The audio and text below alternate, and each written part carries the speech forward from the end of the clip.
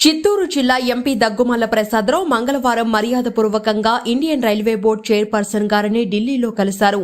ఈ నేపథ్యంలో MP Daggumalla Prasadarao Indian railway board chairperson కు వేర్వేరుగా 3 వినతి పత్రాలను సమర్పించారు.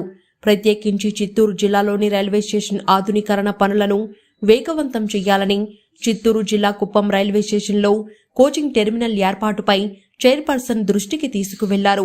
3 రాష్ట్రాల కూడలిలో ఉన్న చిత్తూరు జిల్లాలోని 3 రైల్వే స్టేషన్లో అభివృద్ధి చేసి సంబంధిత స్టేషన్లో జంక్షన్లుగా ఏర్పాటు చేయవలసిందిగా సూచించారు. ప్రత్యేకించి కుప్పం నియోజకవర్గ ప్రయాణికులను దృష్టిలో ఉంచుకొని ప్రస్తుతం రోజు చిత్తూరు నుంచి కాచిగూడ వరకు నడుస్తున్న వెంకటాద్రి ఎక్స్ప్రెస్ రైలును కుప్పం వరకు పొడిగించాలని ఆయన రైల్వే బోర్డు చైర్మన్ కోరారు.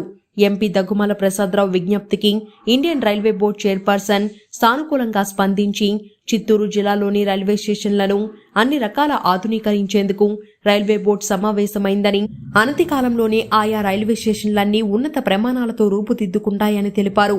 నూతనంగా రైల్వే జంక్షన్లు ఏర్పాటుపై ఉన్నతాధికారులతో చర్చించి తగు నిర్ణయం తీసుకుంటామని హామీ ఇచ్చారు.